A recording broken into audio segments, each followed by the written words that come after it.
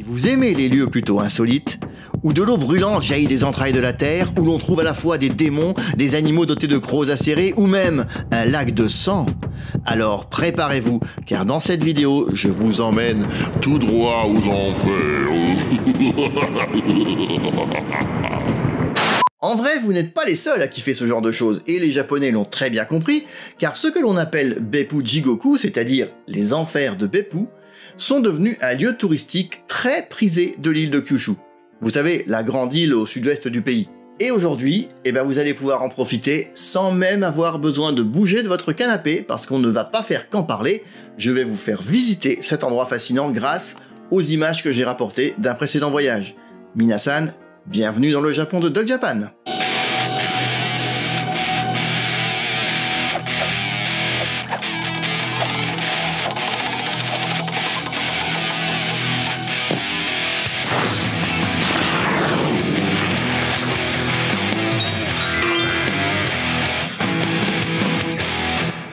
Et on va démarrer par une petite question piège. Est-ce que vous aviez vu la vidéo que j'avais consacrée au volcan japonais? C'était au commencement de cette chaîne, ça commence à dater un petit peu, mais bon. Si la réponse est non, et étant donné le nombre de vues de cette vidéo, c'est fort probable, je vous la mets en fiche. Alors non pas que ce soit absolument nécessaire de l'avoir vue pour continuer, mais ça peut quand même être bien utile pour bien comprendre tout ce qui va suivre. Oui, parce que les enfers de Beppu sont évidemment liés au volcanisme et à la géothermie.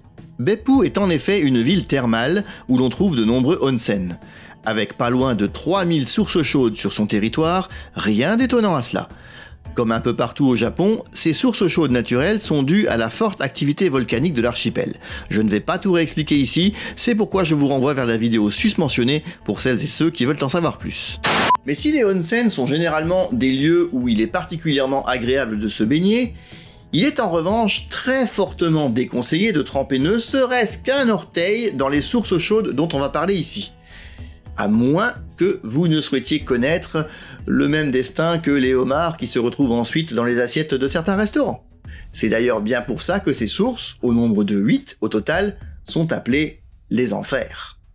Et vous allez voir que ce nom n'est pas du tout usurpé. Prêt pour la visite? Alors c'est parti.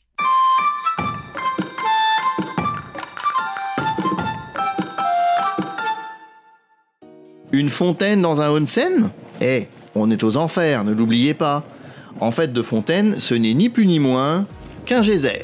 Et s'il n'a pas l'air si impressionnant, c'est parce qu'on a construit tout autour une niche de roches et de béton, sans quoi l'eau propulsée par la libération de vapeur accumulée dans les profondeurs pourrait atteindre une hauteur de 30 mètres environ. L'avantage pour les touristes, c'est qu'il est pratiquement réglé comme une horloge, et que l'eau jaillit à intervalles réguliers de 30 à 40 minutes, et ce pendant 6 à 10 minutes en moyenne.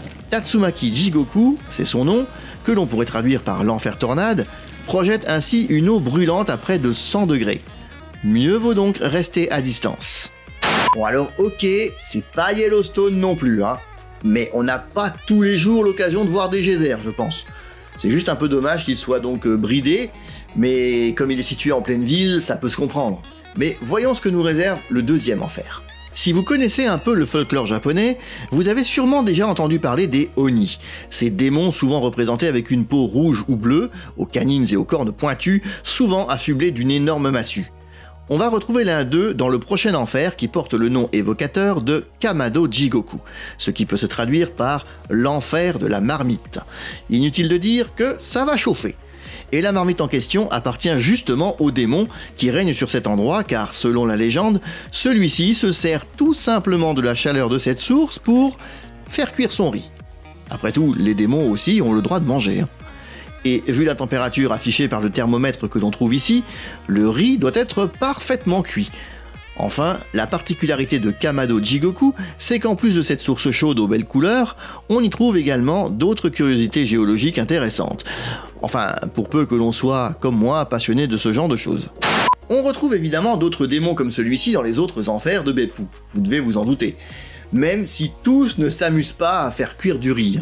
D'ailleurs, en voici un autre justement, qui règne sur le troisième enfer. Oniyama Jigoku.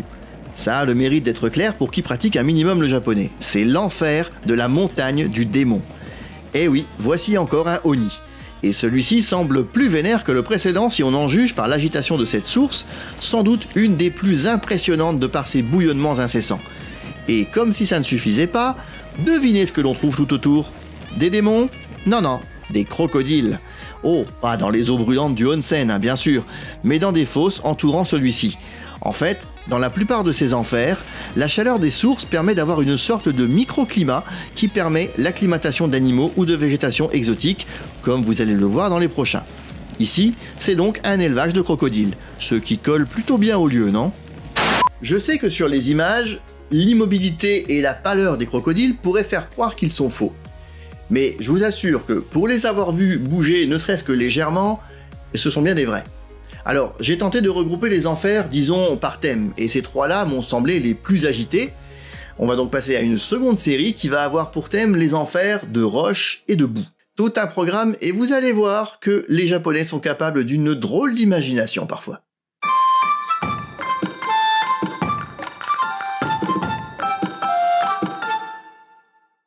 Ce nouvel enfer, Yama-Jigoku, ou l'enfer de la montagne, semble avoir beaucoup misé sur son microclimat, car en vrai, il n'est pas aussi spectaculaire que les précédents.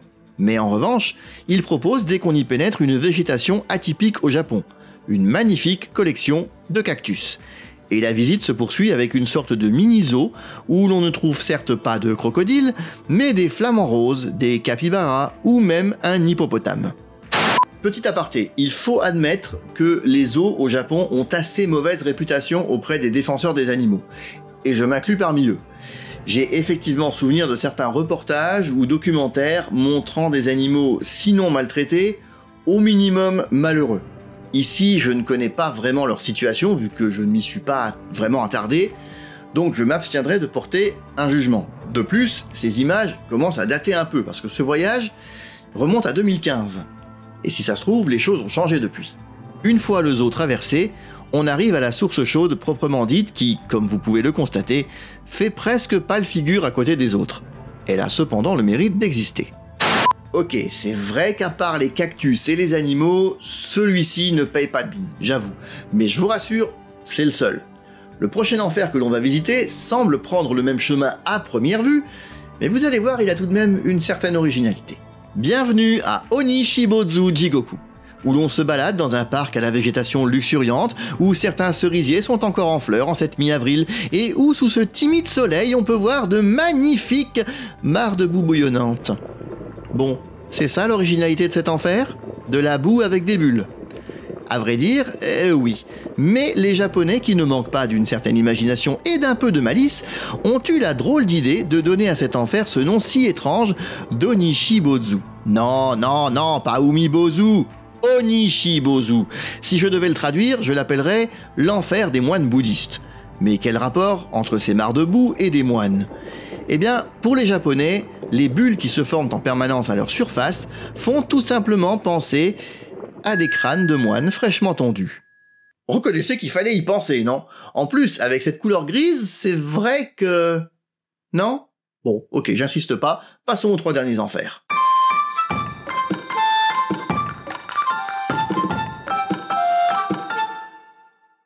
Ce qui fait également le charme des enfers de Beppu, c'est que certaines sources chaudes prennent parfois des couleurs auxquelles on ne s'attend pas forcément. C'est le cas ici notamment à Shiraike Jigoku, ou l'enfer du lac blanc. Les eaux de cette source ont effectivement une couleur particulièrement laiteuse et opaque, due en réalité à une très forte concentration de sel, d'où son nom, bien sûr. Et à nouveau, on trouve ici des animaux qu'on ne trouverait pas en temps normal au Japon, en l'occurrence cette fois, ce sont des poissons d'Amazonie, et en particulier, de charmants petits piranhas. Bon, à nouveau, vous l'avez peut-être remarqué, le bien-être animal, pas franchement mis en avant là, hein. Les aquariums sont relativement étroits pour ce genre d'élevage. Du moins, c'était comme ça à l'époque, et j'ignore si ça a changé depuis, mais si c'est pas le cas, ce serait bien que ça finisse par évoluer un jour quand même. Plus d'animaux dans les deux derniers enfers que nous allons traverser, mais à nouveau une végétation luxuriante et atypique dans ce 7e enfer sobrement appelé Umi-Jigoku, c'est-à-dire l'enfer de la mer. Pourquoi l'avoir nommé ainsi ? En raison de sa magnifique couleur bleue, tout simplement. Il faut reconnaître que, pour un enfer, il est tout de même très agréable à visiter et à contempler. En revanche, malgré sa couleur, n'envisagez surtout pas d'y piquer une tête. vous finiriez comme ces œufs que l'on y fait cuire dans un panier au bout d'une perche. Umijigoku, c'est clairement le plus sympa des 8. S'il ne fallait en visiter qu'un seul, ça serait sûrement celui-là. Ou bien le dernier qu'on va voir, ça dépend de ce que vous recherchez. Mais sincèrement, ce serait vraiment dommage d'aller à Beppu sans les voir tous les 8. Surtout que le dernier n'est pas le moindre. S'il y a bien une source chaude à Beppu qui fait effectivement penser à l'enfer tel qu'on se le représente habituellement, c'est celui-ci, Chi-no-ike. Ce nom signifie le lac de sang. Et on comprend vite pourquoi il a été surnommé ainsi. Avec sa couleur rougeâtre, ses légers bouillonnements et ses vapeurs permanentes, franchement, le nom lui va comme un gant. Évidemment, il y a une explication logique à cette couleur, qui provient en fait tout simplement de l'argile qui tapisse le fond du lac. Mais avouez que s'il avait été nommé le lac de l'argile rouge, tout de suite, c'était moins attrayant. Et alors je sais pas vous, mais moi, ce lac, il me fait toujours penser à celui des enfers dans Dragon Ball Z, qui d'ailleurs s'appelle lui aussi Chi-no-ike en VO, et qui est gardé par 2 Oni, un rouge et un bleu. Coïncidence? Je ne crois pas. Quelques petites infos pratiques pour finir. Puisqu'on parle d'un lieu touristique, c'est bon à savoir si vous souhaitez vous y rendre. Donc il existe des passes pour visiter l'ensemble des 8 enfers, ce qui s'appelle Beppu Jigoku Meguri, autrement dit le tour des enfers de Beppu. Un pass qui vous permet donc d'accéder à l'ensemble des sources chaudes sans avoir à prendre un ticket pour chacune d'elles. Il y a également des bus qui font le circuit, mais sachez que la majorité des enfers sont accessibles à pied parce qu'ils sont situés à proximité les uns des autres, sauf le geyser et le lac de sang. Ces deux-là sont très proches l'un de l'autre, mais par rapport aux 6 autres, il faut compter quelques kilomètres quand même. D'où l'intérêt de choisir le circuit. Ne faites surtout pas comme moi à l'époque, j'avais bien pris le pass, mais pas le tour en bus, ce qui fait qu'après le lac de sang, il m'a fallu poireauter 2 bonnes heures avant de voir passer un bus local pour me rendre aux 6 autres enfers. D'ailleurs, avec le recul, je me demande si je n'aurais pas été plus vite à pied. Évidemment, qui dit lieu touristique dit boutique de souvenirs.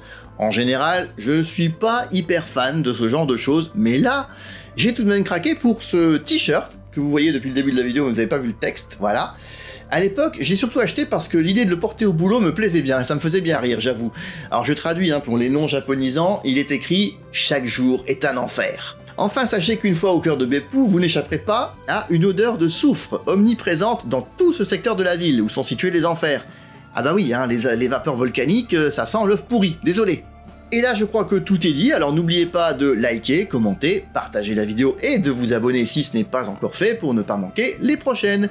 Sur ce, portez-vous bien et je vous dis à très vite pour toujours plus de vidéos sur le Japon. Matane!